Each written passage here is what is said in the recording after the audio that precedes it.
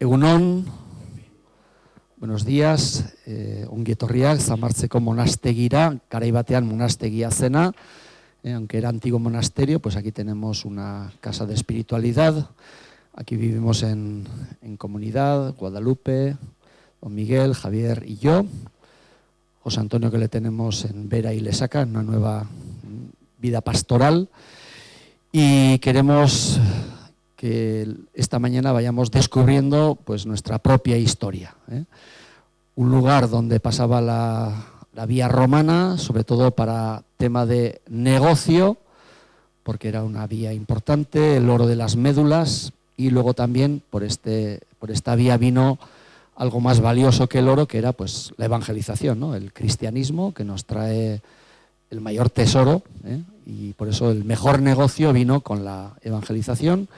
Y sobre todo cuando en Santiago de Compostela se descubre la tumba de Santiago y pues el mundo romano pues sigue uniéndose, ¿no? En Santiago allá dentro de la catedral hay una tumba romana donde una familia romana cedió la tumba para tener el cuerpo de Santiago y ahora pues queremos que siga uniéndose, aunque no sea un negocio, pero sí sea un ocio, para ir buscando, y la gente que peregrina, bien por motivos religiosos o espirituales o deportivos o turísticos o lo que sea, o humanos, pues sigamos ofreciendo pues este lugar también como lugar de paso, y como hay cosas más interesantes que lo que estoy diciendo yo que decir, pues ematen diot Pakiri orain mikrofonoa eta berak segituko du gaurko plana. Bueno, egunon danoi, gaurko topaketa honen helburua, euskeraz ari naiz, ez dakit danak euskeraz ulertzen dezuen, erderaz errepikatuko dut, eta gaurko topaketa honen helburua Sakanako Doneiako bidea edo Santiago bidea balorean jartzea da, eta azken urteetan Sakanan egindako lana plazaratzea du helburu, ¿vale? Comentaba que esta jornada de hoy tiene como objetivo poner en valor el trabajo llevado a cabo los últimos años en la puesta en valor del Camino de Santiago de Sakana, el trabajo que se ha hecho en la recuperación de este camino, que hoy os vamos a contar un poco, pues, datos históricos, el cómo quedó olvidado y qué es lo que se ha llevado a cabo estos últimos años. No me enrollo más, doy paso a Fran Valle de Tarazaga, de Aditu Arqueología, que nos va a contar, va a hacer una ponencia llamada Un hospital en el Camino de Santiago. Y de lo que vamos a hablar, algunos de vosotros estoy seguro que ya habéis estado aquí durante las excavaciones y en alguna otra charla que hemos hecho, es un poco el contexto que nos informa sobre el hospital que no podemos ver en Zamarce. ¿Por qué no lo podemos ver? Porque muy posiblemente estáis en el hospital. En el siglo XVIII, cuando se quema lo que era el antiguo Zamarce, y en tiempos anteriores las diferentes modificaciones, destrucciones, etcétera, terminan creando el nuevo Zamarce, el nuevo Santa María de Zamarce, que es lo que tenemos hoy día. Y ese hospital de peregrinos posiblemente estaba en las antiguas edificaciones que fueron sustituidas por las que existen hoy día. Entonces estáis en el hospital de peregrinos. ¿Cuántos peregrinos pasaron por aquí? No lo sabemos, pero sí pasaron por aquí. ¿Cuántos murieron? No lo sabemos tampoco, pero sí sabemos que murieron aquí. Y que fueron enterrados porque vais a ver evidencias de los peregrinos que han sido excavados, exhumados aquí. Entonces, la existencia del hospital es obvia, pero como se ha dicho en la introducción, existe el problema de que se olvida el Camino de Santiago. No es que se olvide por la memoria, simplemente se supera. Se supera al crearse nuevos caminos que se convierten en normativos, en los lugares por los que había que discurrir si se quería llegar a Santiago de Compostela, entre otras razones, por razones prácticas. porque existía la posibilidad de tener alojamientos, hospitales, etc. ¿Había desaparecido este?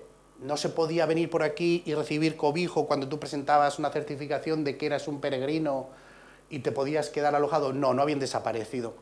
Pero sí a nivel de impuestos, los impuestos que se imponían a la gente que pasaba por los caminos, sí a nivel de peligros, zonas que podían convertirse en más peligrosas por estar cerca o lejos de las fronteras, pues hicieron que esos caminos normativos, los que conocemos hoy día, que es el camino francés, se convirtieran en los caminos preeminentes y cuando llegó el momento en que el peregrinaje bajó de energía hacia el siglo XVIII, cuando prácticamente en el siglo XVIII y el XIX el Camino de Santiago se detuvo, había sus peregrinos, pero por ejemplo hemos encontrado en algunos registros que los peregrinos en el siglo XVIII y XIX podían llegar a ser 6, 10 en un año. Y es porque en aquel tiempo, estamos hablando de la Revolución Francesa, estamos hablando de las guerras napoleónicas, las guerras de la Convención, no favorecía la situación para que la gente andara haciendo peregrinajes. Entonces ese camino se congeló un poco por la vida, el modo contemporáneo de vida, nunca se detuvo, siempre ha habido un peregrinaje a mayor o menor escala, pero sabemos que a lo largo del siglo XX se recuperó. Elementos como la Unión Europea favorecen el que exista un peregrinaje a Santiago. El turismo como concepto, la facilidad de poder desplazarse de un sitio a otro, todo eso son facilidades que permiten que el Camino de Santiago se recupere, porque ya no tienes que andar con tu pasaporte cada vez que cruces una frontera, la seguridad que existe en nuestros días, los recursos, hay 1000 razones por las que el camino ahora es aún más dinámico que quizás lo fue en muchos siglos anteriores. Nosotros lo que hemos hecho ha sido investigar todo el complejo de Zamarce en relación a la red viaria romana, que es la que nos da las pistas sobre ese primer peregrinaje a Santiago.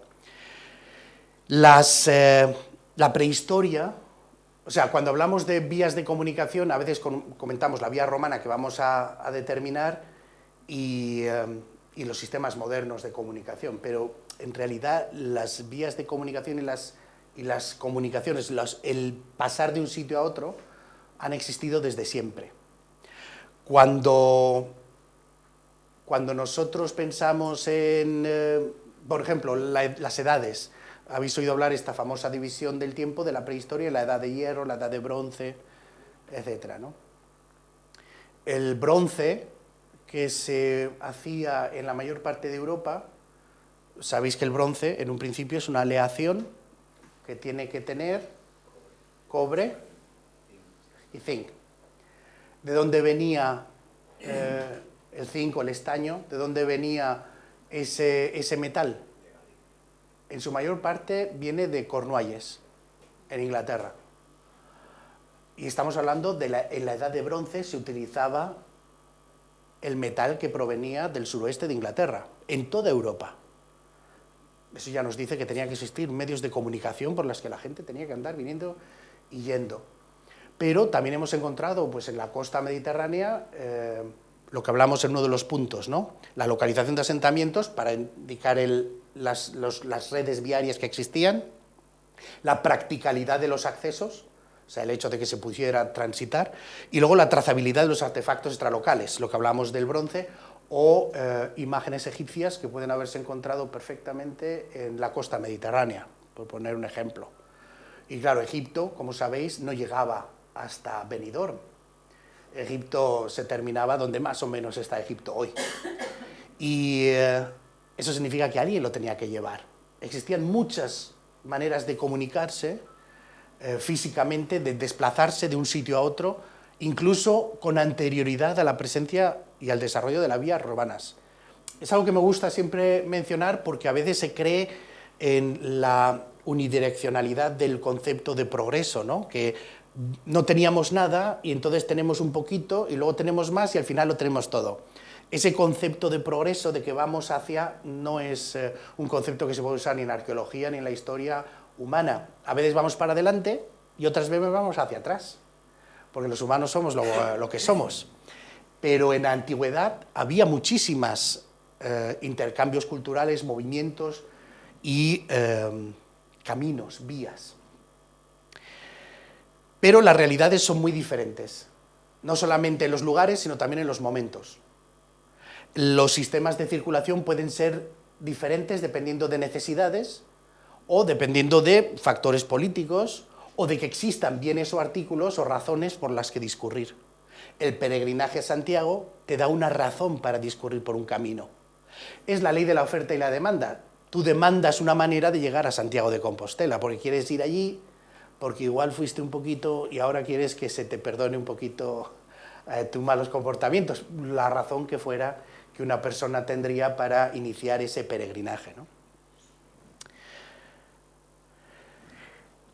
En la antigüedad, como os digo, existen ejemplos concretos de este tipo de caminos. Las islas Casitérides, las islas del estaño, descritas por Herodoto, Ptolomeo, Diodoro Sículo, Estrabón. La ruta de la seda, las rutas entre la meseta y la costa del Cantábrico, rutas de cercanía que se pueden encontrar en zonas donde hay yacimientos y se ven que existen desplazamientos dependiendo generalmente de las necesidades y circunstancias de cada yacimiento. Entonces, hemos de alejar la idea de que los caminos de peregrinaje, los caminos de comercio, los caminos de comunicación, son fenómenos unidireccionales, ¿no? Que vienen hacia nosotros desarrollándose en mayor complejidad o en mayor razón de ser. Siempre han existido, siempre ha habido esos caminos. El sistema viario romano es probablemente uno de los más famosos, pero probablemente porque eran muy estandarizados, lo hacían todo de una forma bastante siempre igual. Eran las fotocopiadoras históricas del tiempo, ¿no? Cuando hacían una cosa lo podían repetir casi ad infinitum. Y el sistema viario romano, pues entre redes principales y secundarias hablamos de cerca de 200.000 kilómetros de vías romanas. El famoso dicho de que todos los caminos llevan a Roma.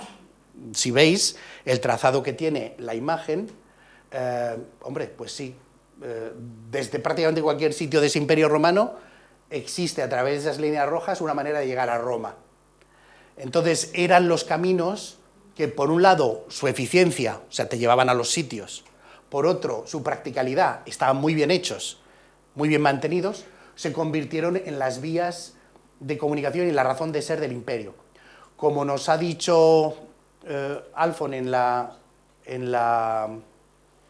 introducción, existían razones para que por aquí pasara una vía romana. El oro de las médulas, la articulación del norte del territorio de la península ibérica, su comunicación con lo que era la Galia, pues eso hizo que nosotros tuviésemos también una de las vías principales del Imperio Romano, una de esas rayitas rojas. Entonces ahí veis en la imagen de la izquierda la vía de Astorga a Burdeos, que es la ITER 34, en el itinerario que describe las vías romanas, en este caso de la península ibérica. Esa vía romana pasa por aquí. De hecho, estamos a unos 35 o 40 metros, porque si miraseis por esa ventana o por esta ventana, todos tenemos el huerto ahí, ¿no? Pues si vais por esa ventana, pasa en sentido este-oeste, justo por ahí. La vais a ver luego en una fotografía de las excavaciones. Y esa vía romana es la que nos da pie a entender cómo se convierte Zamarce en parte de ese camino de Santiago. Esa vía romana se conocía que existía en Sacana. Había habido hallazgos casuales, cuando se hizo la escollera, en otros momentos en que se encontraron monedas, cosillas, objetos. Se sabía que pasaba por aquí. Había estructuras que cuando se renovó esta Casa de Espiritualidad en el 2005 daban a entender que aquí estaba la mansio de Araqueli. Y la iglesia de Zamarce, como tal, es una estructura muy antigua, pero articulaba el valle. Era como si fuera la parroquia de todo el valle antes de que se desarrollaran esas parroquias en cada villa, pueblo o aldea, ¿no? Todo esto nos daba a entender que la vía romana sí tenía que transcurrir por aquí. Aparte de que solo había que abrir los ojos. O sea, si tienes Iruña, Pamplona por ahí, tienes Gasteiz al otro lado, sabes por los documentos antiguos que existía una vía romana, evidentemente no hay otro paso que no fuera este valle, que era ideal. Entonces se tenía la certeza de que estaba. La intervención arqueológica que hicimos nos dio mayor conocimiento del Amancio, nos permitió saber un poquito la cronología y la tipología del Amancio, la estructura original y el asentamiento que se genera. Se descubrió la vía romana física, o sea, la encontramos, y nos permite comprender su evolución, tanto del asentamiento en sí, o sea, qué pasó con este asentamiento, como también el uso de la vía como medio de comunicación. ¿Qué cosas encontramos? Pues, por poner un ejemplo, vimos que muchísimas de las monedas que encontramos aquí de época romana habían sido acuñadas en Lyon. Parece existir en época romana una gran conexión entre Zamarte y Lyon. Quizás era ahí donde se utilizaba como centro de distribución de productos, de comercio, pues es posible. Aún no está estudiado la vinculación comercial en cuanto a los productos que encontramos, cerámicas, etcétera, con las producciones que existían en Lyon. O que allí, en las excavaciones que se puedan hacer en la antigua Lyon romana, podamos encontrar elementos producidos aquí que justifiquen la venida de dinero de allí. ¿Qué más encontramos? Exhumamos el cementerio medieval. El cementerio está al este, o sea, detrás de lo que es la iglesia, a vuestra derecha, al este del complejo. Y ahí exhumamos unos 340 individuos. Aparte de muchos huesos desarticulados y tal, ¿no? Algunos estaban en sus tumbas, muy reutilizadas, muy intensas, y con una cronología bastante amplia, pero que empieza hacia el siglo XI, hay un gran clímax en el siglo XII-XIII, y también parece que sigue estando en marcha XIV-XV, cuando ya empieza esto a bajar un poquito el pistón. Por razones obvias, en muchos casos, otra vez me queda mudo, ¿a que sí? En muchos casos, porque existe la creación de nuevos lugares de enterramiento, nuevas parroquias, y por lo tanto los muertos van a otro sitio, y entonces hay menos intensidad en el uso. Pero no significa que se deje de utilizar a ciencia cierta o al 100% hasta que deja la iglesia de serlo como tal. La iglesia termina convirtiéndose en una especie de granja, almacén, granero, y pierde su sacralidad, ¿no? Hasta su recuperación, cuando volvió otra vez a recuperarse en el 2005, lo que fue una gran ventaja porque esa iglesia a nivel artístico, como sabéis, es muy importante. Este es un poco el complejo de la zona que investigamos. La antigua chopera, ya no hay chopos, pero lo veis ahí. El perímetro en verde, no sé si lo podéis ver bien, pero bueno, es verde. El perímetro que marca es la zona que nosotros también propusimos a Gobierno de Navarra que se convirtiera en BIC. Y el lugar donde hicimos las excavaciones pues son las zonas cuadradas. Estas zonas donde aparece arriba, justo alrededor, donde estaba el cementerio, y la zona donde nos concentramos más en la época romana, que es en el huerto inmediatamente al sur. Pero vamos a ver primero los antecedentes históricos, un poquito la historia. ¿Cuándo se funda la Mansio, el asentamiento romano? A finales o la tercera parte, o sea, más o menos en los últimos 30 años, 40 años del siglo I a.C.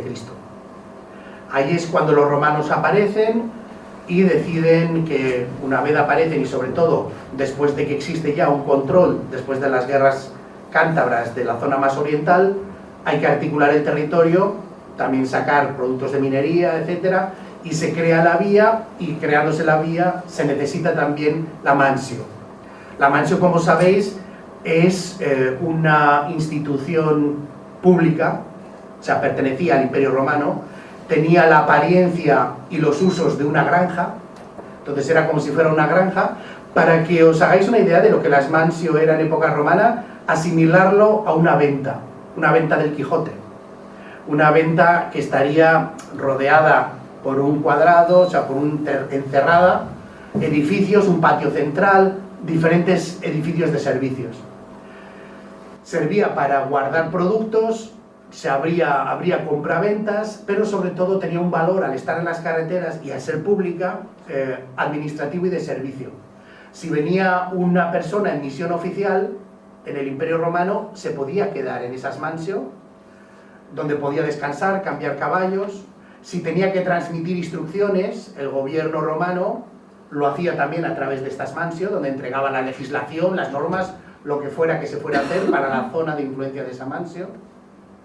Y si había que cobrar impuestos, no sé si conocéis el concepto de los impuestos, pues en aquel tiempo también lo tenían, pues si había que cobrar impuestos a veces servían como entidades locales para recolectar esos impuestos. Entonces la mansio, a pesar de esa apariencia agrícola de granja, tenía unas funciones un poquito más diversas y sobre todo relacionadas con su papel administrativo. De tal forma que en un principio, ¿a quién se ponía a cargo de una mansio? Pues se pondría a cargo de una mansio a romanos muy romanos, muchas veces veteranos de las legiones. Encontramos en las excavaciones elementos que nos hacen pensar que sí, que en esta mansio se puso a veteranos de las legiones. Tachuelas de cáliga, restos de ciertos proyectiles y elementos, y sobre todo el sistema de vida que era tremendamente romano. Todo eso nos cuenta que muy posiblemente la mansio empezó con romanos. ¿Se mezclaron los romanos con la gente local? Asumimos que sí, porque encontramos restos de producción local, porque existe un crecimiento para convertirse, una vez se expande la mansio para crear un asentamiento donde estaba la antigua chopera, existe un crecimiento que no es un crecimiento vegetativo, no es un crecimiento normal, sino que hay un influjo de personas. Esas personas probablemente bajaron de asentamientos y eran gente, vascones, gente que viviera en el territorio y que, atraídos por la dinámica económica o de cualquier otro tipo, se vinieron aquí para alimentar el crecimiento de lo que sería la Heraclea urbana. ¿Se juntaron físicamente? ¿Se enamoraron un romano y una vascona o a la inversa y tuvieron hijos? No lo sabemos. Algo nos dice que posiblemente, porque si tienes aquí unos romanos en poco número y una cantidad por las dimensiones del vicus o del asentamiento, que podría tener una población de 1000 personas, por ponerte un ejemplo, pues al final, hombre, entre casarte con tu prima o igual abrir un poco la puerta, sobre todo después de ciertos momentos, 222, Caracalla decreta que todos los ciudadanos del imperio son ciudadanos, con mismos derechos, etc., pues es posible que se mezclaran. Lo sabremos a futuro, porque tenemos un bebé que encontramos enterrado en la mansio.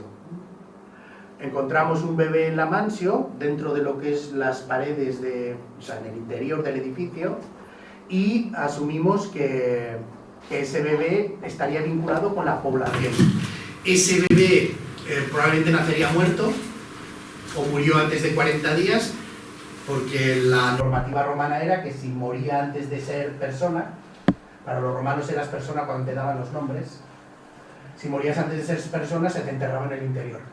Porque si ya eras persona, no se te enterraba. Los romanos lo que hacían era quemar, incinerar. Entonces encontramos ese bebé y, estudiando el ADN de ese bebé, pues podremos hacer un estudio sobre su origen genético. ¿Era romano? ¿O era vascón? ¿O era mezcla? Pues lo intentaremos ver, pero sí que lo asumimos directamente vinculado con la mansio, ya que lo encontramos en el interior de los muros de la mansio. Pero tendrá que ser a futuro, estamos todavía con el estudio de tantísimas cosas, ¿no? Pero bueno. Entonces, ese es el origen romano de la mansio, el origen romano de lo que es ahora Damasco. Hay evidencia de una destrucción hacia el año 280, de otra destrucción hacia el año 332. Después de la segunda destrucción, siglo IV, no se abandona, pero sí que deja de ser un poquito el edificio romano que conocíamos. Porque hay una última fase que trata de la tardoantigüedad, o veréis unas fotografías, pero lo que hay no es muy romano. Ya deja de ser eso romano, pero sigue siendo un sitio interesante. Y tenemos evidencia de que en los siglos VI, VII todavía había gente que estaba aquí. Era un lugar en el que por alguna razón existía una presencia humana, pero de la que sabemos muy poco. Nuestra idea también es a futuro a ver si podemos excavar en la antigua chopera, las zonas domésticas de lo que es la ciudad, y ver si existe alguna supervivencia de la que podamos analizar qué personas vivían y para qué. Pero lo que sabemos es que no eran tan romanos ya para este tiempo. Hablamos de la presencia merovingia, no suelo mencionar a los visigodos, Sé que en vuestra cabeza muchas veces oís que cuando se van los romanos vienen los visigodos, pero en esta zona los visigodos prácticamente no pusieron pie.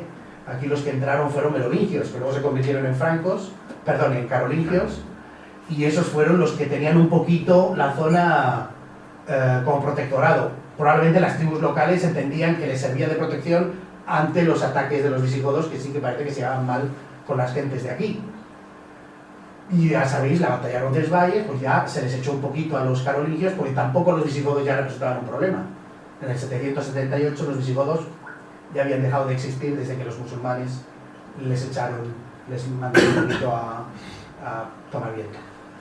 Entonces, la cuestión está en que tenemos conocimiento, pero este es el momento en que se acaba la antigüedad, la tardoantigüedad, estamos ya en la Edad Media y estamos a unos poquitos años antes de que se encontrara la tumba del apóstol Santiago. Ya hemos llegado al siglo finales del octavo, estamos casi en el noveno. Y ahí tenemos un lapso. Un lapso en el que ya tenemos que recurrir a las fuentes documentales. Hay menciones de que aquí había una iglesia y asistía a un asentamiento regulado y controlado por la Catedral de Pamplona en época del obispo Sisebuto. También es muy posible que fuera reedificada en la época del rey Sancho III. ¿Por qué? Porque se dice que esta iglesia pertenecía en aquel tiempo al rey, que luego precisamente la devuelve al obispado de Pamplona cuando se demuestra por el testimonio de caballeros del Valle que esta iglesia pertenecía a la catedral y no era real, no era del rey. ¿Pero por qué se devuelve? ¿Por qué había sido del rey? Muy posiblemente porque sufrió una destrucción y fue reconstruida por el rey. Pero se entrega de nuevo a la catedral. Momento de esplendor de Zamarce, siglo finales del 12, finales del 12, el 13, que como veremos encaja con el momento en que el Camino de Santiago todavía transcurre por aquí, pero empieza a bajar hacia lo que es el camino francés, que es probablemente el más conocido. A partir del siglo XV, decadencia, termina convirtiéndose en una granja. Posiblemente por eso. O sea, la influencia que tuvo que el Camino de Santiago no pasara por aquí en sus grandes cifras, sino que se obligara a pasar por el sur, hizo que probablemente esta iglesia y hospital cayera en redundancia, en no tener la misma necesidad que si se hubiera mantenido el Camino de Santiago con todo el flujo de personas a lo largo de este paraje. Os voy a enseñar un poquito las evidencias materiales de todo esto que os he comentado y luego hablamos específicamente del Camino de Santiago en esta zona. Veis los niveles romanos que se perciben aquí. Algunos son trincheras robadas en que han quitado las piedras grandes para reutilizarlas. Muchos de los suelos se crean compactando gravas, ya que esta es una zona muy arcillosa por el río, creando muchas arcillas por depósito fluvial. Entonces los romanos lo que hacen es crear superficies de gravas para los suelos.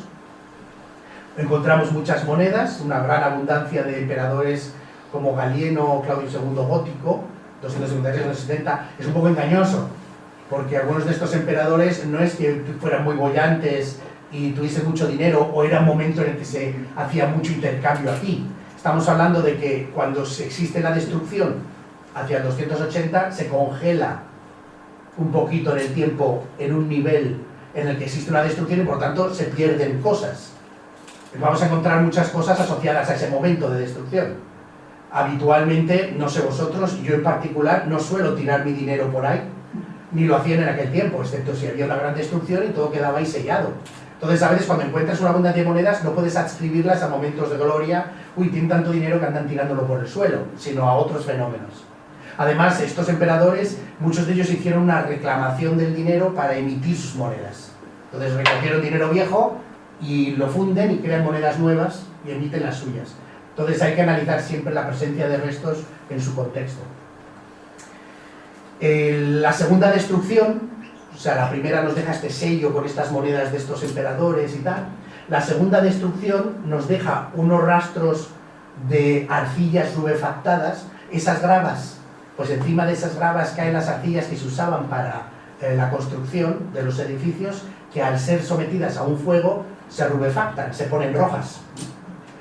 Y también las maderas. Por ejemplo, aquí veis, en la foto esta de aquí, veis los restos de las vigas quemadas, caídas, que señalan un poquito, porque encontramos tanto las vigas quemadas, las arcillas de relleno, como veis en el dibujo de ahí, las arcillas de relleno, y el estuco o esa cobertura que se hacía, el enlucido, que se hacía en la superficie para crear una pared, pues como esta que veis aquí, ¿no? Una pared blanca, pues precisamente el estuco que encontramos era blanco. O sea, era probablemente una pared muy parecida a lo que podréis ver aquí.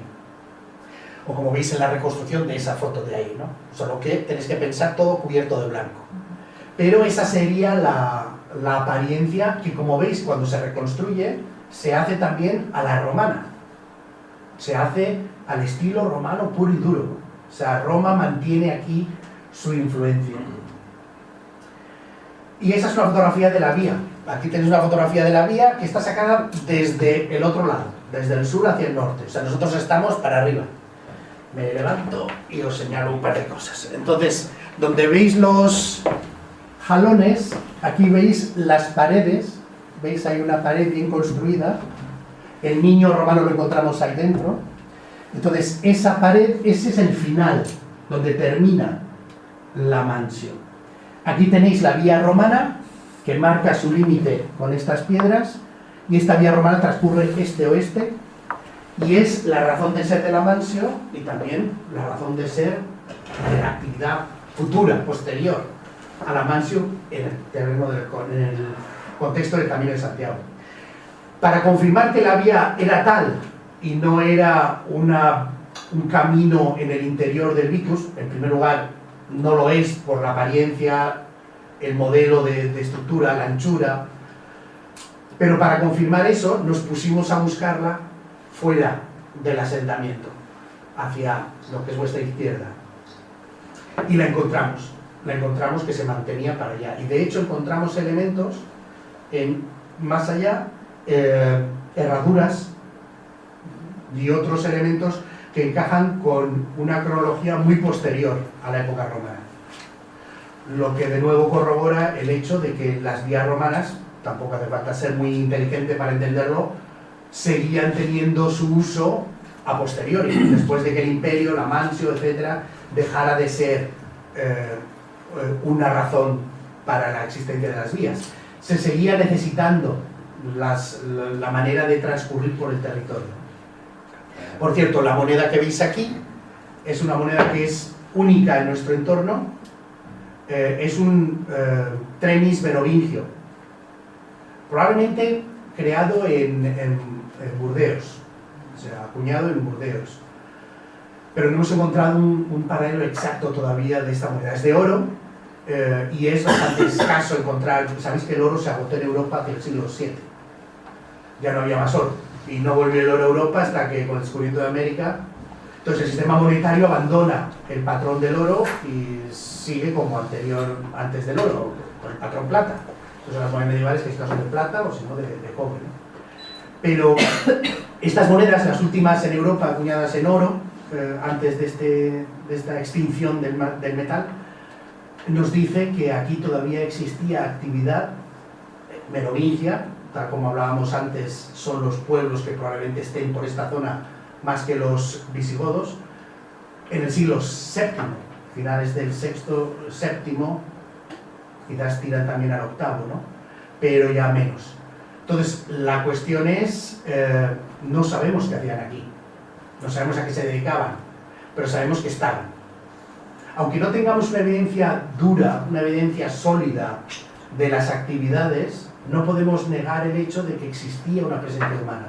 Pero la tenemos tan limitada, las evidencias son tan pocas, que cuando sigamos investigando y excavando, pues en la zona de la Chopera, cuando encontremos nuevos elementos de diagnóstico, pues podremos dar más explicaciones, podremos saber un poquito más. Pero lo que es la certeza es que los romanos se fueron y aún así en esta zona, en Santa María de San Marce, seguía habiendo actividad. La vía seguía siendo utilizada. Hablamos de que esta moneda posiblemente fue acuñada en Burdeos. Estamos en la vía romana que va a Burdeos. Entonces esa comunicación se mantiene aun cuando la vida romana ha cesado. Estos son los últimos elementos que encontramos. Son agujeros de poste, son pequeños silos excavados en esas superficies de gravas que habían hecho los romanos en el siglo I, II, III.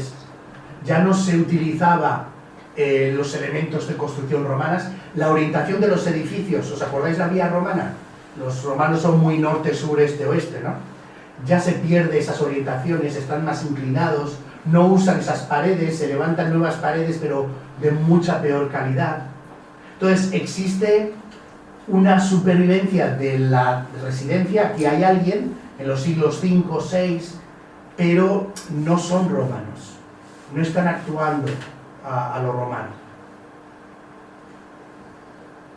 La iglesia de Zamarte, la que tenemos ahora, bueno, todos la podéis entender dentro del románico, hablamos del siglo XII, hablamos del siglo XIII, y lo que sí sabemos es que debajo de la iglesia actual existe una iglesia anterior.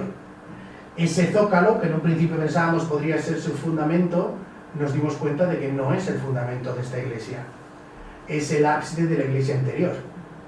Si la iglesia actual tiene un ábside así, el zócalo que tienes ahí debajo tiene un ábside así, es mucho menor.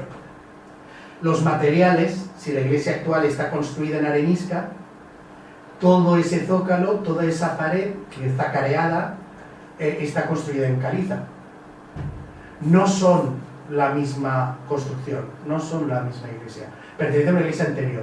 ¿Sería la iglesia que construyó el rey o la que estaba anterior a construirla, la que se destruyó, la primigenia? No sabemos. No podemos acercarnos más a esos fundamentos porque no nos dejaron. No por la iglesia, sino el gobierno de Navarra, la Dirección de Bienes Inmuebles, no os acerquéis al fundamento. No, es imposible que se caiga, pero bueno,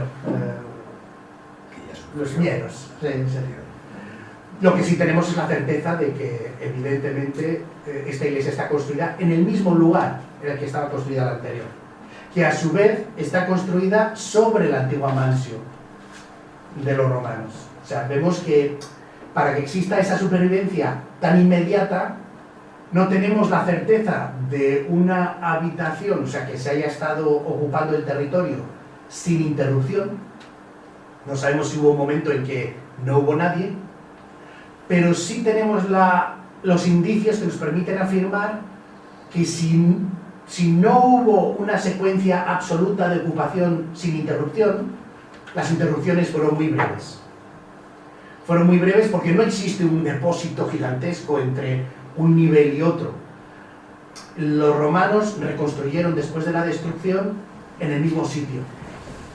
Esos elementos post-romano del siglo V, VI, de mala calidad, los agujeros de poste, están hechos directamente sobre los suelos romanos. Y las iglesias, tanto esta como la actual, o sea, la anterior y la actual, están de nuevo inmediatamente construidas sobre esos niveles.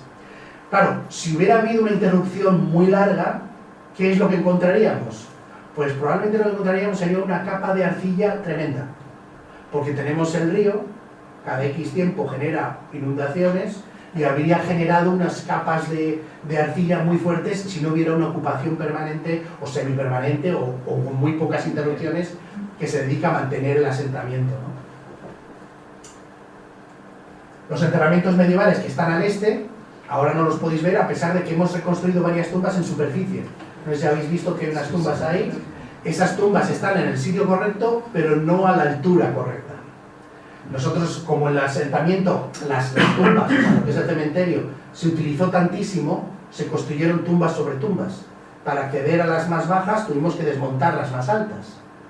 Y esas tumbas las volvimos a montar en superficie, como ejemplo, en vez de desechar las piedras, pues pedimos permiso al Navarra y nos permitieron volverlas a montar en superficie para que se puedan ver, contemplar cómo es ese cementerio que sigue existiendo. Solamente excavamos una parte, la parte que veis aquí en la fotografía, pero sigue existiendo a los lados e incluso todavía hay algunas tumbas que no llegamos a excavar.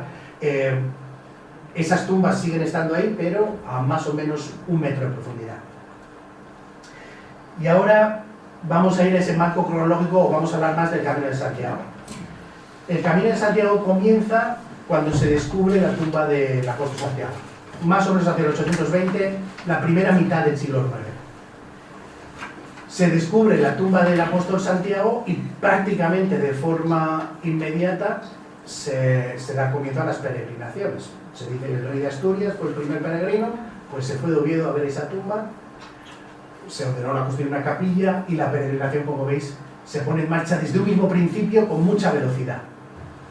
La peregrinación existe entonces desde el siglo IX, a pesar de que en un principio posiblemente esa peregrinación no supuso la construcción de grandes iglesias, grandes albergues de peregrinos, caminos, señaléticas, como ahora entendemos el Camino de Santiago, sino de una forma un poquito accidental. Uy, está el apóstol Santiago, vamos allá. Y por lo tanto lo que hacían era seguir las vías que existían, que era la supervivencia de las vías romanas. Recordar que en esta época de la Edad Media no existen ni las grandes urbes. Estamos hablando de que por lo general el entorno territorial son pequeñas poblaciones. No existen grandes conceptos de comercio, no existe una gran actividad, interterritorialidad, ni tampoco existe una gran actividad para la construcción de caminos y otros elementos más allá de las necesidades locales. En esta primera parte de la Edad Media. En la Baja Edad Media, ya cuando cruzamos el año 1000, la situación va cambiando. Se desarrollan los burgos, las ciudades, se generan necesidades, se generan fabricaciones, manufacturas que necesitan también comercio. Se va desarrollando un poquito la actividad que es más razonable asociar a la creación de caminos para la venta, de los intercambios, etc.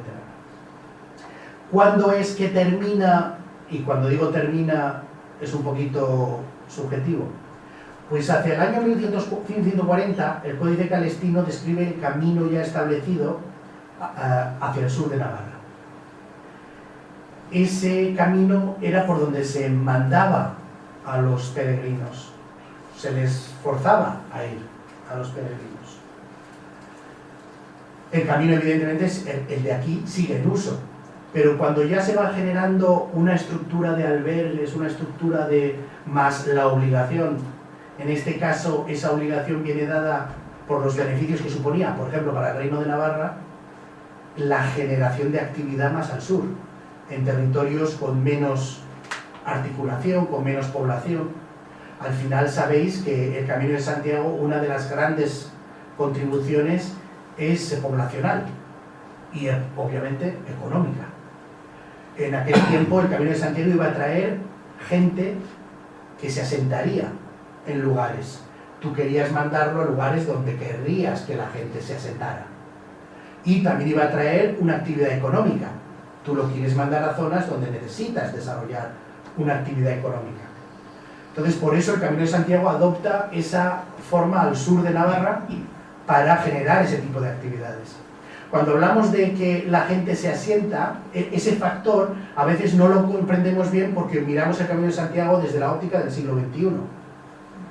En el siglo XXI, tú vives en París y dices, estoy harto de vacaciones en el camping, ¿a dónde vamos a ir este año? Bueno, pues, ¿por qué no nos hacemos el Camino de Santiago? Te compras una mochila, guardas unas vacaciones, ahorras un dinerillo, te compras una batería extra para el móvil y te vas. Y empiezas a hacer el camino, bueno, coges un autobús a Roncesvalles y entonces de ahí empiezas el camino, llegas a Santiago y qué bonito ha sido todo, me he descubierto por dentro, he hecho muchos amigos. Ese es el Camino de Santiago que entendemos hoy día. Pero en la Edad Media el Camino de Santiago no era eso. Primer punto, vacaciones. En aquel tiempo todos éramos como los autónomos de hoy, no existe el concepto de vacaciones. Segundo punto, perdona, dice el señor feudal, ¿que quieres hacer qué?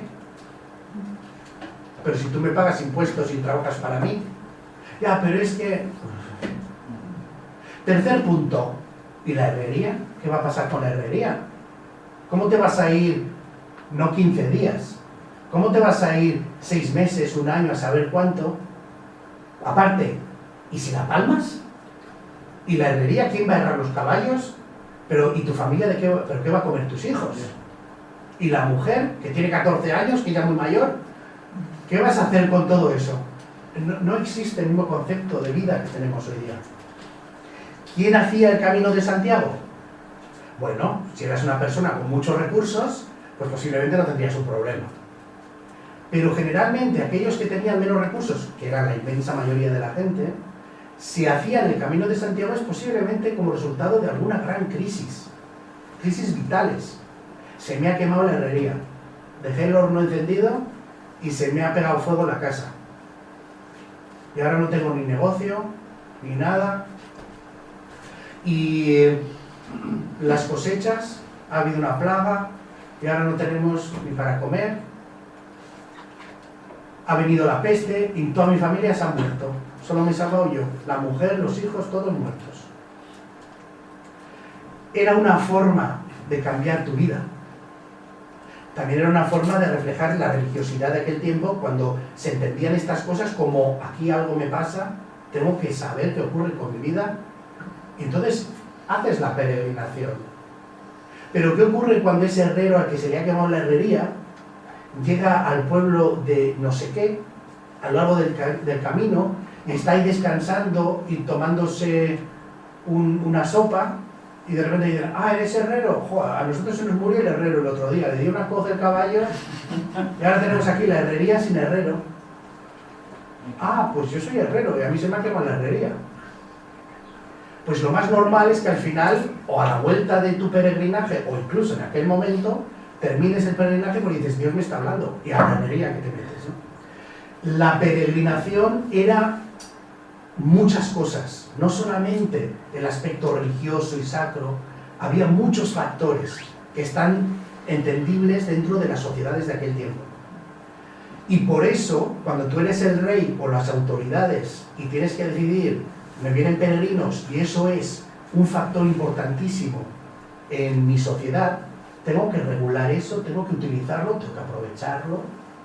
Y eso es lo que ocurre en el Camino de Santiago. Entonces, aquí tenemos una fotografía en la que veis la diferencia entre la vía romana y el camino francés. Entonces, la vía romana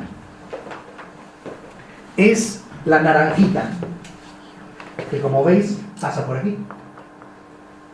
Y el camino francés pasa por aquí.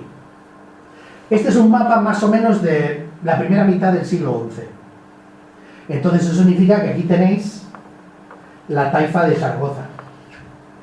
Pero en el siglo IX, cuando empezaron las peregrinaciones, en el siglo X, ¿hasta dónde llegaban estos territorios musulmanes? Pues hasta aquí. Entonces, el camino francés no era viable. ¿Te iban a matar los musulmanes porque eras cristiano? No, pues los musulmanes eran muy tolerantes. Y por lo tanto, si eras cristiano o judío, para ellos eras una persona del libro y tú tenías todo el derecho del mundo a hacer tu peregrinaje. Eso sí, me tienes que pagar por pasar por aquí. Pero soy cristiano, muy bien, pues vete porque eras cristiana, pero si pasas por aquí me lo pagas. Entonces, evidentemente, no irían por territorio musulmán. Aparte, bueno, hoy aparezco yo con mi peregrinaje y resulta que han estado dándose garrotazos, el de aquí y el de aquí. Y yo me meto aquí en medio con mi peregrinaje. Tampoco eso era muy saludable. Entonces, se evitaba, evidentemente, eso. ¿Por dónde iba la vía de peregrinaje? Por aquí. Además, no es que lo digamos nosotros, es que sabemos que esto ocurre así. Por cierto, como veis, desde Pamplona existe una intención para mandarlo hacia acá. ¿Y cuáles son las consecuencias de mandar por aquí, desviar de la vía romana? Pues las consecuencias son que si miramos desde más o menos aquí hacia el oeste, las ciudades son de origen romano. Son ciudades romanas que o bien se mantuvieron o bien se desarrollaron muchas veces gracias a ese camino. Sin embargo, las ciudades romanas, Briviesca, Miranda, Araceli, ¿qué ocurre con ellas en esta zona? Dejan de existir o se convierten en pequeños núcleos. Y Estella, Logroño, Nájera, Burgos, ahí ya parece que esas sí que son grandes desde la Edad Media. Vemos lo que se ha conseguido desviando la vía para el peregrinaje de Camino de Santiago, ¿no? Se genera actividad, se controla mejor el territorio, se crea población. Todo eso eran las razones para desviar ese Camino de Santiago de la vía romana a crear lo que se terminó denominando como el camino francés. Pero veis que donde no existía ese interés, donde no existía esa necesidad, simplemente se mantiene. O sea, si os fijáis, esta zona ya estaba bajo el control de los monarcas cristianos, la zona esta se va retirando, pero tienes una zona que te interesa crear un cierto... Es una zona de frontera, desiertos estratégicos, zonas de cambios de población, te interesa que aquí cambien las cosas. Ahí tenéis un mapa un poquito más temprano. Lo que os comentaba antes, aquí está Nájera, Logroño. ¿Por dónde vas a mandar a los peregrinos? ¿Por aquí? No. ¿Qué haces? Los mandas por aquí. Como es lógico. Si esos peregrinos vienen con un poquito de dinero, que no se lo gasten en los que no te caen bien, ¿no? La población autóctona, cuando se conquista la zona del Islam, ¿se les expulsa o se mantienen y se mezclan? Se mantienen, pero no se mezclan nunca. O sea, no sé si vosotros sabéis lo que es el matrimonio civil. ¿Lo entendéis? No existe hasta hace 4 días. Los matrimonios solo existen como religiosos. Entonces, ¿te podías casar con alguien que no fuera de tu religión? No. Y si te convertías, las conversiones, hablamos ya del siglo XV, etcétera, el edicto de expulsión, etcétera. Aún así, aunque te casaras, cuando te fueras a casar, si Nicolás y yo nos queremos casar, teníamos que presentar nuestro certificado de pureza de la sangre, y si yo soy cristiano nuevo porque soy converso, y tú eres cristiano viejo, aunque somos los dos cristianos, no nos podíamos mezclar. Entonces no existe una expulsión, sí existe una evacuación en muchos casos. Hay muchos casos en los que se marchan de forma voluntaria, porque si hay otros terrenos donde, por ejemplo, el Islam sigue controlando, pues me voy allí y vivo más feliz que aquí bajo cristianos que me tratan de segunda o yo qué sé qué, ¿no? Pero en teoría no existía una obligación de evacuar en todos los casos, o sea, ni tampoco se exterminaba, simplemente se controlaba el territorio.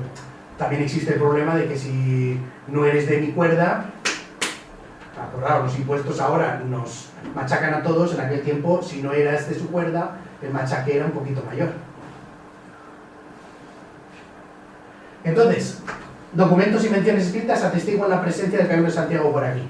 La crónica silense, malamente llamada silense, legionense, porque no era de Silo, sino de León, cuando cuenta la historia, dice que los reyes desviaron el camino de los peregrinos más hacia el sur por miedo a los musulmanes, ya que antes iban por Álava. Esto está un poco invertido, ya que antes iban por Álava por miedo a los musulmanes. Si ya en el siglo XI nos dicen a las claras que el Camino de Santiago antes iba por aquí, pues es obvio que iba por aquí. Pero no nos vamos a fiar de documentos. Tenemos enterramientos de peregrinos. Ahí tenemos un peregrino que está enterrado en su tumba, que le encontramos pues al ábside, en el cementerio de aquí de Zamarce. Entonces, en este peregrino, esta persona está aquí dentro, ¿y qué encontramos? Pues que está enterrado con su bordón. ¿Veis los restos del bordón de peregrino? El bordón de peregrino tiene esta punta, aquí tiene un anillo para fijar la punta en la madera seguía por aquí y unos clavos desde los que el bordón servía para colgar ciertas cosas cuando caminabas. Y evidentemente una concha de peregrino, perforada para colgársela. Entonces, los bordones de peregrino suelen ser bastante útiles para identificarse, porque los bordones de peregrino eran muy potentes. Cuando digo muy potentes me refiero a que tenían un hierro muy bueno y bastante afiladito. ¿Para qué servía el bordón de peregrino? Pues por un lado, lo hincabas en el suelo, con esos ganchos te hacías como tu microtienda de campaña y podías dormir a seco con tu capa. O si venía un oso o un ladrón de caminos, pues podías defenderte con ese bordón de peregrino.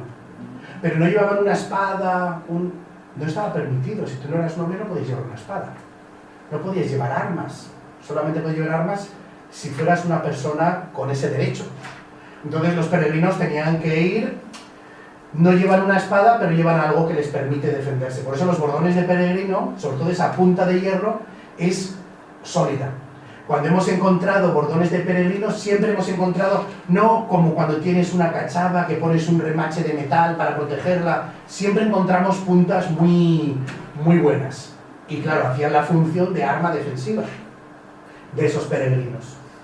Como decimos, ahí tienes el bordón, veis que es un trozo de hierro bastante tocho. Además, si buscáis lanzas de aquella época, no van a ser muy diferentes a esta punta. La concha de peregrino que encontramos, la vieira, pues veis las perforaciones, se solían colocar a veces en el sombrero, a veces en la capa, a veces en la cintura, y de nuevo sirve como ejemplo muy claro de lo que hay en este cementerio. Siempre está la eterna duda. ¿Eso significa que el peregrino está enterrado a la ida o a la vuelta? ¿La concha de peregrino no se la daban al llegar o se la daban al salir? En teoría, tú cuando hacías el peregrinaje recibías una especie de carta de lo que ahora es la credencial de peregrino. Pues algo parecido, pero no se ponían sellos. Simplemente decían que venías de la parroquia de no sé dónde, la diócesis de no sé dónde, y que ibas de camino a Santiago. Lo que era muy práctico, si el fulano que te estaba dando por saco sabía leer. Pero si no sabía leer, esto es un papel, ¿qué me cuentas? Entonces, la concha de peregrino u otros elementos, no siempre se usaba una concha para identificar al peregrino.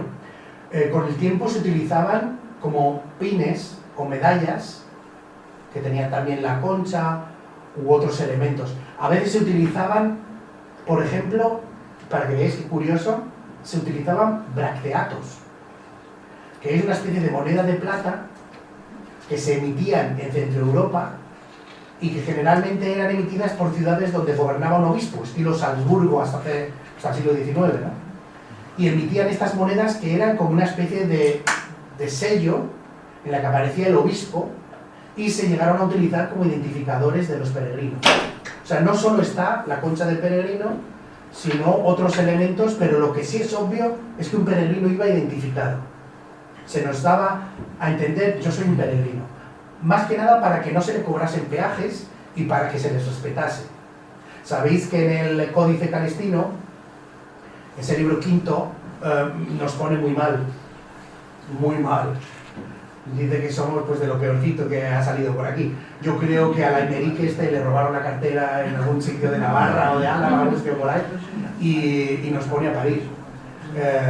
Pero dice barbaridades de lo que somos aquí, ¿no?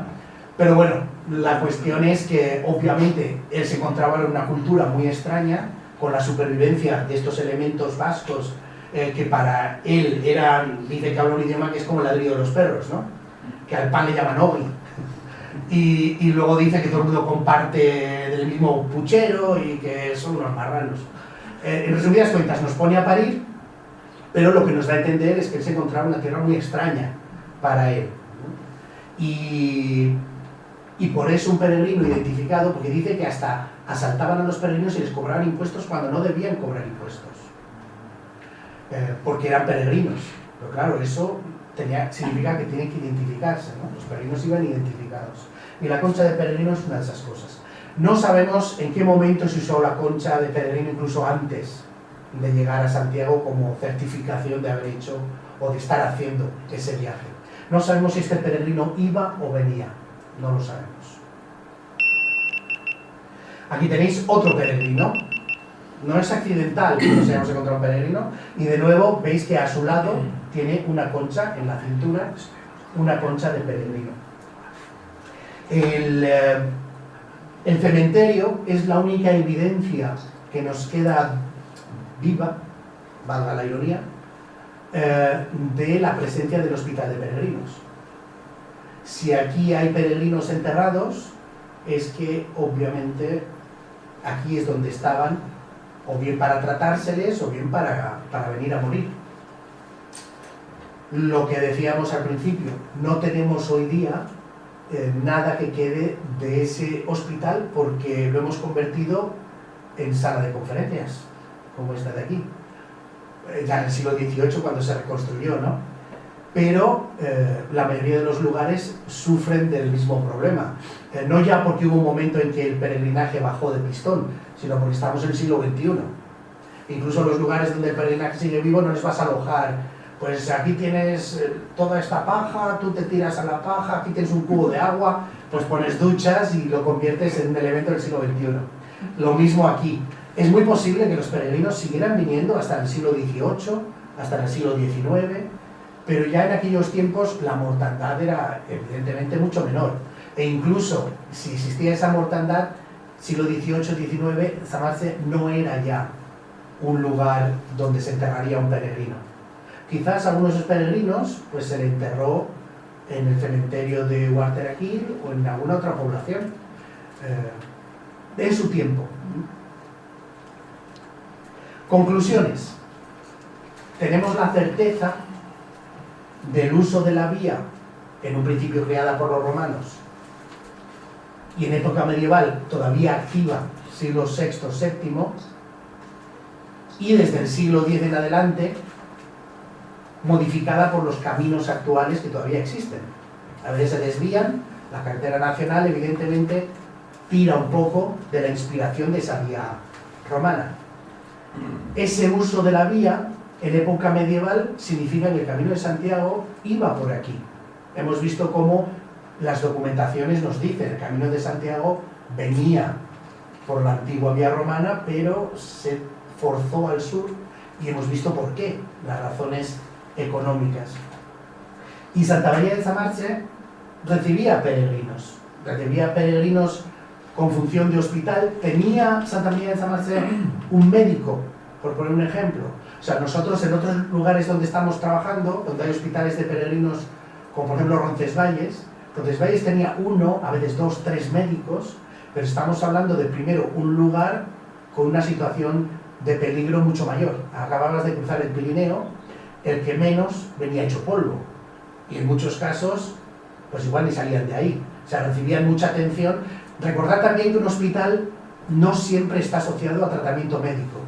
En aquel tiempo, en la Edad Media, un hospital, decir la palabra hospital a veces es más utilizar la palabra hospicio, hostal, es más un lugar donde se le daba atención, pero esa atención no siempre tenía que ser médica, no tenía por qué haber un médico, pero sí había quien le daba una cama, quien le daba algo de comer, y eso era probablemente lo que te salvaba la vida, porque en los hospitales donde había un médico, aunque existían tratamientos médicos, en la mayor parte de los casos, si ibas a un hospital era para que te enterraran bien, porque ya ibas cuando evidentemente no había solución, y los hospitales tenemos que verlos más desde nuestra óptica como un lugar donde había cuidados paliativos. No existían tantos remedios para salvar a la persona, se le intentaba que estuviese lo mejor posible, luego se le confortaba, daba atención espiritual y se le enterraba. O sea, ese era muchas veces el concepto de hospital que existía en la Edad Media.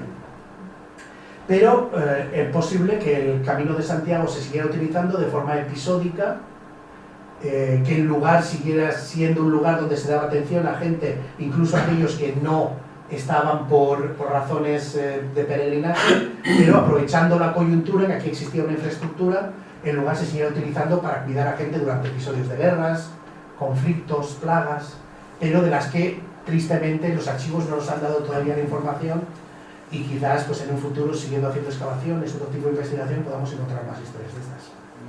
Pero bueno, ya os he contado muchas cosas, así que prefiero no aburriros mucho más. Muchas gracias. Si alguien tiene alguna pregunta, evidentemente os intento responder. Sí, sí. Sí, yo. Has estado continuamente hablando de Los peregrinos uso un término genérico, o sea, hay los y las, pero las había, ¿eh? Hemos encontrado restos de mujeres, no te puedo decir, los que llevan la concha hemos visto que todos son hombres. Es muy posible que haya en aquel tiempo más hombres que mujeres.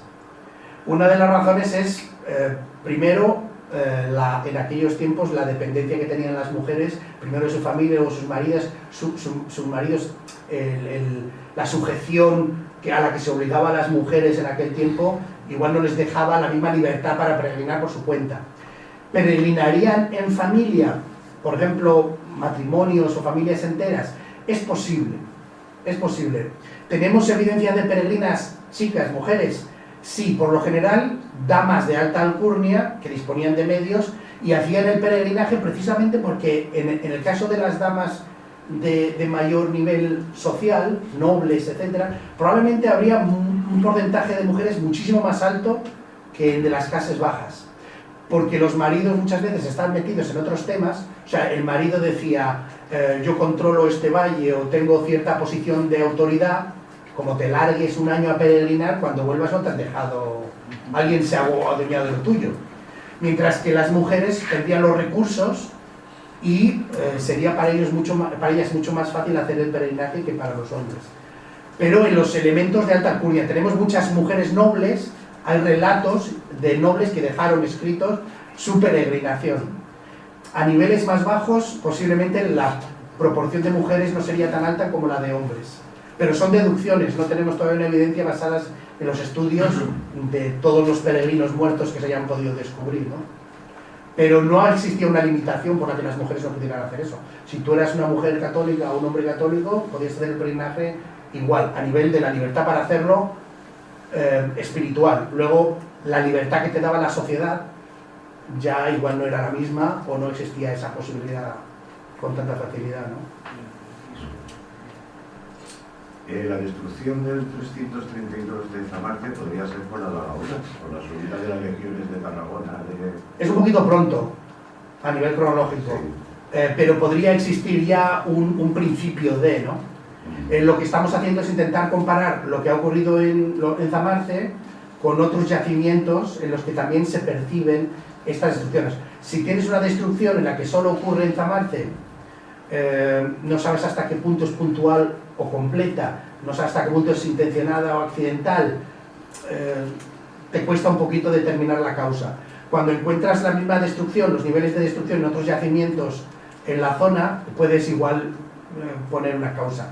Si no son las bagaudas, serían los fenómenos previos, o sea, la desestabilización del Imperio Romano, su pérdida de control de ciertas partes del territorio. La primera destrucción, estamos también, no sabemos a qué atribuirla. Una de las atribuciones a las que hacemos sería el conflicto de las... ¿cómo se llama? El Imperio Gálico.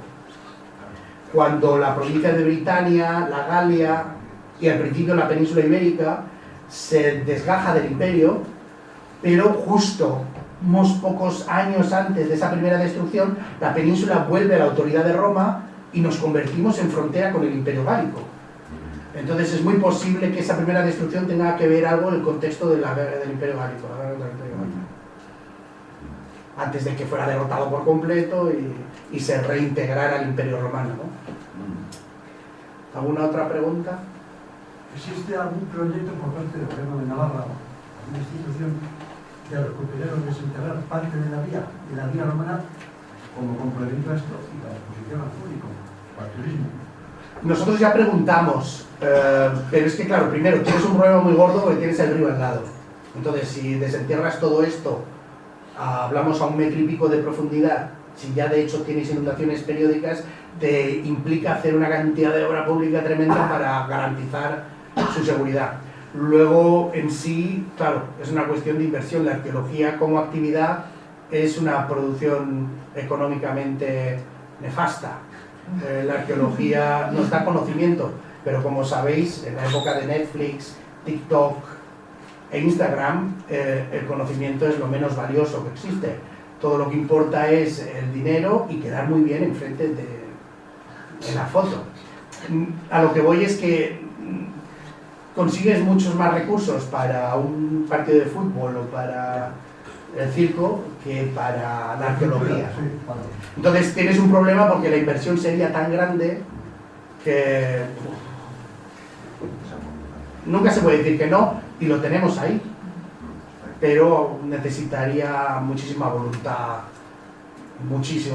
que es muy difícil encontrar por el grandísimo coste que supone. También recordar que meterte en historias de este tipo cuando no es la supervivencia de los restos arqueológicos, cuando hay otros que están en peligro, pues te dices que primero hay que ayudar a los que están en peligro y luego ya hacemos otras cosas. También está el hecho de que te pones a excavar aquí y le dedicas 1 millón de euros y luego te dicen no hay trabajo, no tiene pan y tú gastas 1 millón de euros en unas piedras romanas. Nosotros tenemos una sensibilidad, pues es posible que a vosotros os guste, pero hay mucha gente que no le ve el chiste de andar sacando piedras viejas, ¿no? Ya, pero el fútbol tampoco. Ya, pero el fútbol mueve más que nosotros. Y encima son tan millonarios y aún así les dan los liberales tremendos aquí. ¿Sí? ¿El nombre de la marca cuándo aparece? O sea, Existe de diferentes maneras. San Marce, Samarce, Samarce, Zamarza, Zamarca. Algunos dicen viene de San Marcos, viene de San María, pero en realidad en los documentos de la Edad Media aparecen representados de diferentes maneras. No sabemos la etimología real y original, probablemente es una inscripción cristiana pero entonces ya nos dice que tiene que ser probablemente medieval, pero no te puedo decir al 100% que sea uno u otro, pero sí que aparecen de diferentes formas, hasta que se fija, como lo tenemos ahora, ¿no? ¿Alguna otra pregunta? Sí. otra de las razones que se han definido para que la vía fuese al sur de Navarra, más al sur, es que también esta zona era muy peligrosa por asaltos. Sí, las montañas. Hombre, Aymerí, que en la guía del peregrino ya lo dice, y es cierto que las montañas siempre son... Además, existe la hipótesis de que coexistía el cristianismo y el paganismo. Si te vienen unos paganos y te dicen, a mí que me cuentas, dame el dinero, o existían esos problemas también de bandidaje, pues es posible que fuera más seguro ir por el sur. Pero al final se juntan las historias, defender a los peregrinos por donde va la vía romana e incluso por donde va de Pamplona hasta Burgos, por así decirlo, no es una zona que debería ser especialmente peligrosa.